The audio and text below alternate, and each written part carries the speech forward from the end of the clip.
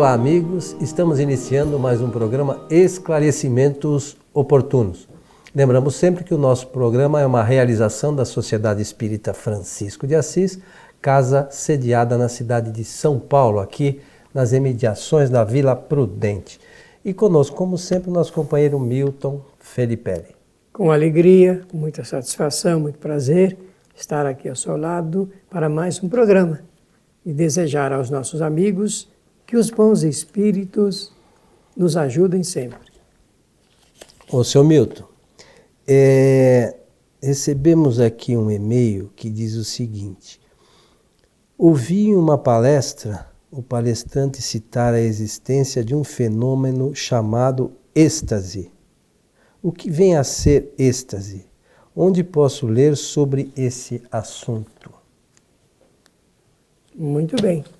Kardec tratou disso. Pode ler no Livro dos Espíritos.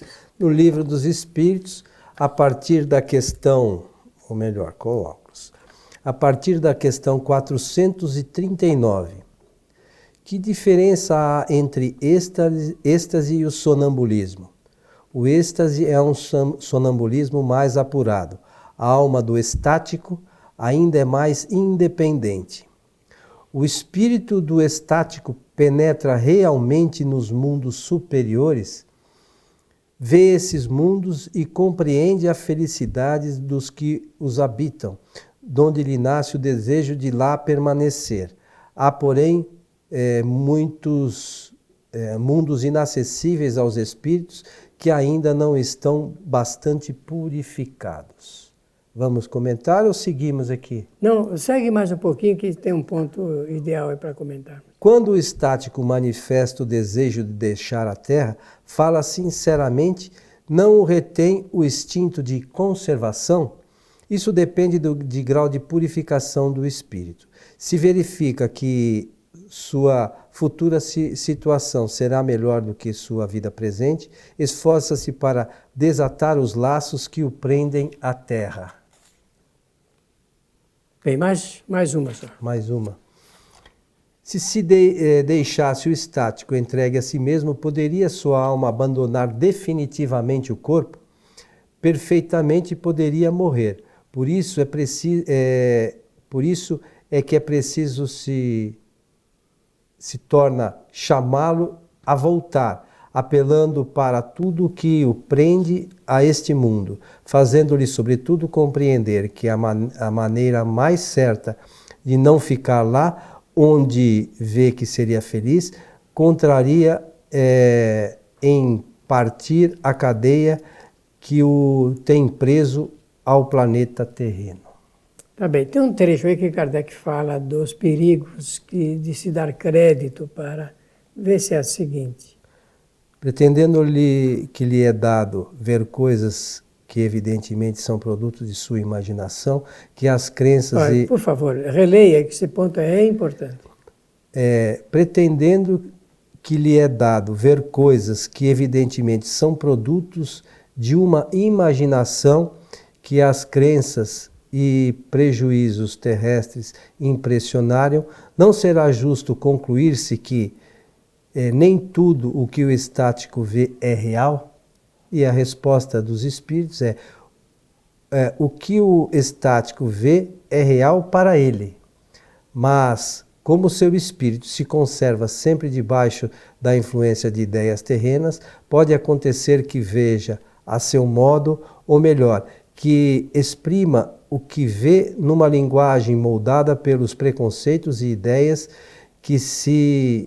de que se acha imbuído, ou então pelos vossos preconceitos e ideias, a fim de ser mais bem compreendido.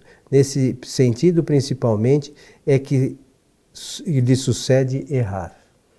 Muito bem. Eu sei que logo mais adiante Kardec vai chamar a atenção, e muito bem, não é? Uhum. Mas como é que nós vemos aí, então? O fenômeno chama-se de êxtase. Agora, o agente que produz esse fenômeno é chamado de estático. É o homem, então um ser encarnado, que entrando em transe, ele entra em êxtase. E ele então se desloca, ele então vai até mesmo, chega ao ponto de ir a mundos superiores. Mundos superiores não são mundos fluídicos. É bom que se chame a atenção para isso. São planetas. Que não são a Terra, são outros locais que não aqui. Mas eles estão falando aí do ponto de uma teoria. Claro que não existe relatos específicos em grande volume. Existe, até na Revista Espírita, existem alguns casos que são relatados. Mas aí está se falando de alguns casos apenas. E que realmente o estático, ele tem muito mais da sua imaginação do que propriamente daquilo que ele vê de real, que a sua imaginação produz. Então, eu tenho que citar agora para facilitar o nosso estudo aqui neste dia, neste programa, que normalmente, por equívoco, não por denominação do Espiritismo, não existe essa denominação no livro de Kardec, mas por equívoco, muitos espíritas dão o nome de desdobramento a esse fenômeno. Mas, no fundo, ele é um fenômeno ordinário até. Só que é preciso que entendamos a sua mecânica de que tenha o efeito pelo sonambulismo, é por isso que está no capítulo tal do sonambulismo, que pode ser provocado ou espontâneo. Sonambulismo pode ser através de uma força hipnótica, que ela pode ser, a sugestão pode ser muito natural, como também pode ser através de um magnetismo, de um passe magnético com essa finalidade. Aí o agente, o indivíduo, ele entra em transe estático e ele se desloca e vai ter essas visões e comprovações e conversações.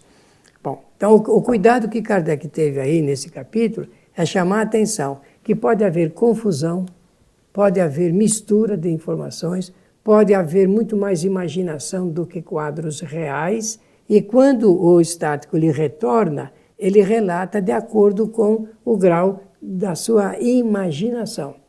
E que não se deve dar muito crédito para o que os estáticos disserem ou falarem, do ponto de vista ou escrever ou falarem oralmente, porque muita coisa a gente tem que eleger, colocar na galeria das coisas irreais. Bom, só para você falar que não existe essa coisa de desdobramento, se o espírito tivesse dobrado, podia desdobrar, né? Mas o espírito... não há isso, não existe daí. Agora, existe alguma relação do êxtase com a clarividência? Não. Bom, o processo, ele é sempre o mesmo. Se você pegou bem aí, digamos, a mecânica, o processo é igual, né? Porque há um deslocamento e o deslocamento é perispiritual. Então, há uma expansão do perispírito e que penetra em diversos lugares, né? É quando retorna, é que eles costumam dizer, eu estive em tal mundo, em tal civilização, vi isto, vi aquilo, ou então é um quadro da irrealidade, da imaginação. Existem vários livros no meio espírita que são escritos e produzidos sobre o efeito do êxtase. Vários. E aí, do conhecimento do espírito, não existe claro que nada, não deve ter nada de mediúnico, começa daí, né? Não é um resultado mediúnico porque não é exercício da intermediação. Então, com certeza, eu presumo e dou crédito muito mais à imaginação dos seus autores do que propriamente a de um fenômeno digno de uma confirmação, de uma coisa verdadeira.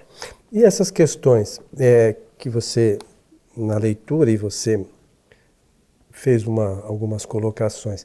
Imagina o seguinte, o espírito chegue a visualizar um mundo melhor do que o que a gente vive aqui, de regeneração, seja como for.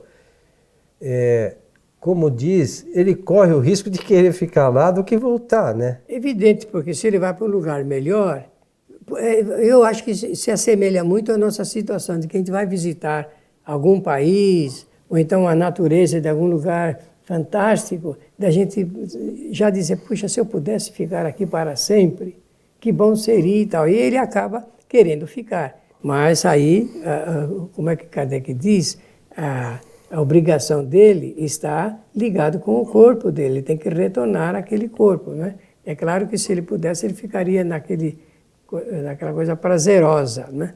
Mas se acontecer isso, muitas vezes ocorre que o espírito acaba desencarnando, é como se fosse um suicídio.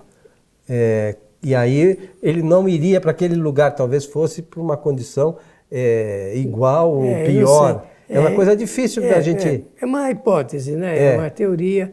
E, dentro da possibilidade, sempre a ocorrência é de que é possível.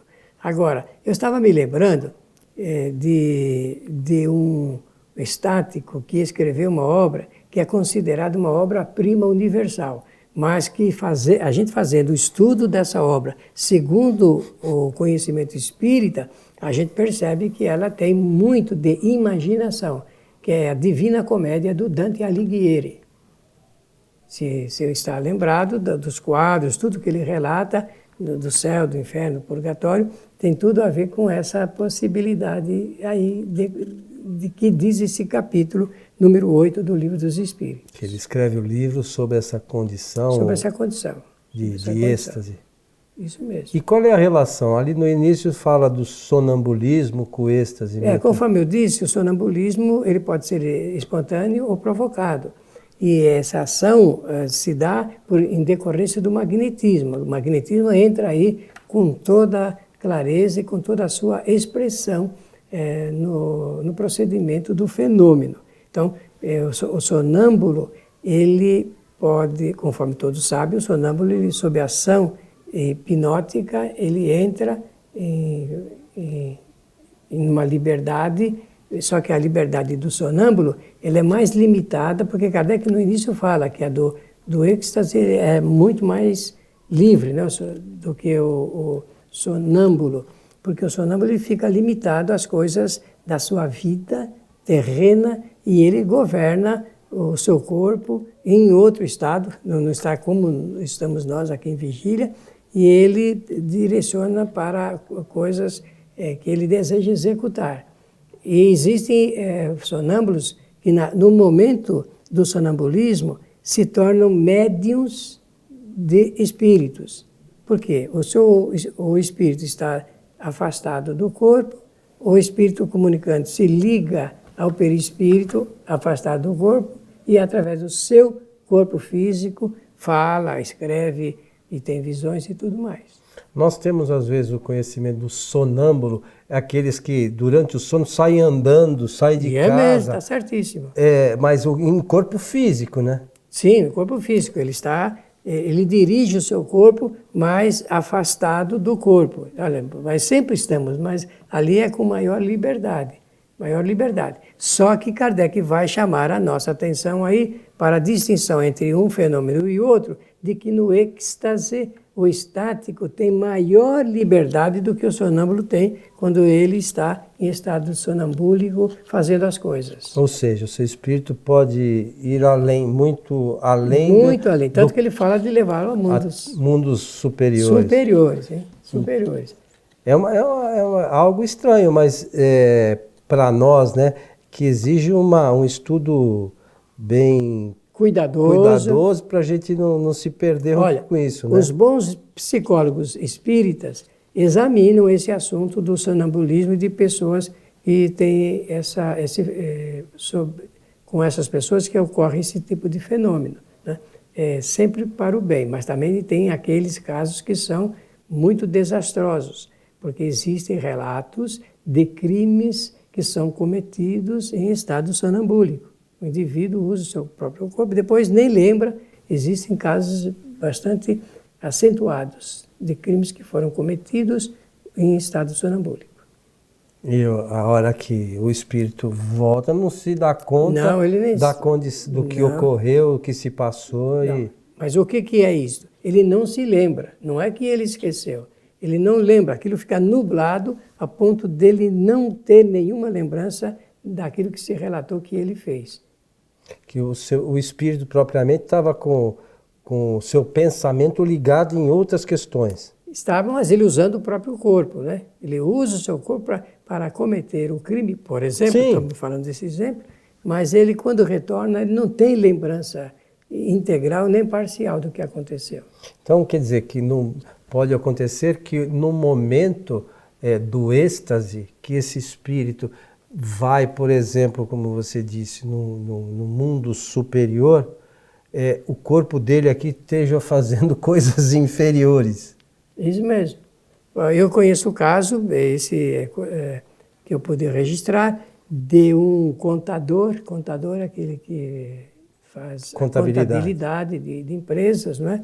Ele estava com muita dificuldade de fechar o balanço de uma empresa, no tempo ainda que não existia computador, era tudo manual. E ele, então, dentro desse estado, ele não conseguia realmente resultado nenhum para fechar o balanço. Ele foi dormir, entrou em estado sonambúlico, levantou-se, sentou-se à sua mesa lá, fechou o balanço da empresa, fechou literalmente, e foi dormir, voltou para a cama. No dia seguinte, quando ele sentou-se lá para ele, veja bem, ele não se lembrava mais, sentou-se junto à mesa para ele continuar trabalhando, ele viu tudo escrito, já o resultado pronto. E com a sua letra. O que se pode concluir? Que ele tinha como espírito mais conhecimento do que aquilo. Não, é que naquele momento ele pode liberar mais condição. Quando nós estamos afastados do corpo, nós ampliamos as nossas possibilidades, lembranças, inclusive reservatório de conhecimento técnico. Então, mas eu queria dizer que o espírito tinha mais conhecimento do que quando ele encarnado conseguiria ali, vamos dizer assim, abordar e... Isso, eu penso mais dessa forma como você salientou. Diz que no estado normal, ele não estava vendo onde estava o nó da questão, o engano, o caminho, o ponto crítico. Em estado de lembrança mais ampliado, ele pode ver. Interessante, né? E por que ele sabe que é sonambúlico? Porque depois foi feito o exame, ele soube depois que ele realmente era um sonâmbulo. Então é necessário que a gente tome cuidado, inclusive, né, Milton? Porque às vezes nós somos um espírito que tem essas potencialidades e a gente desconhece, né? Às vezes a pessoa desconhece, sim. Meu amigo, estamos chegando ao final de mais um programa Esclarecimentos Oportunos. Esperamos que o que nós falamos sirva para motivar as pessoas a estudarem mais e mais e mais esse tema, que ele é inesgotável. Não vai falar pro... Claro, quero agradecer a atenção generosa e desejar-lhes que os bons espíritos nos ajudem sempre.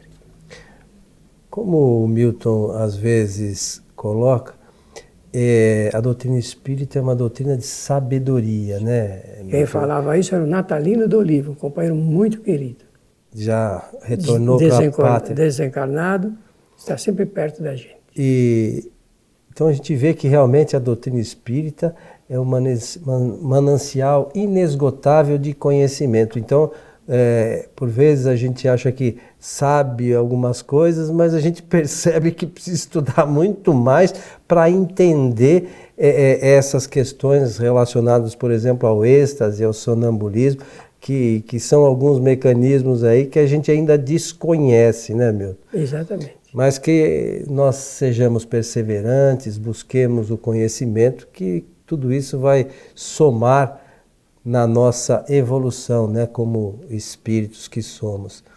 Lembramos que as nossas palestras da Sociedade Espírita Francisco de Assis são transmitidas ao vivo todas as sextas-feiras a partir das 19h30 pelo site www.tvfraternidade.com.br. Aqueles que quiserem assistir, é só acessar esse site às sextas-feiras. E aqueles que quiserem assistir às nossas palestras anteriores, é só acessar um outro site que nós também disponibilizamos nossos programas, que é o site www.kardec.tv. Lá você poderá assistir às palestras, assistir os programas Esclarecimentos Oportunos, assistir o programa Transição e mais uma infinidade. Temos lá, com certeza, mais de 600 vídeos à disposição daqueles que querem conhecer a doutrina espírita. A você que esteve conosco, um nosso abraço e até o nosso próximo encontro.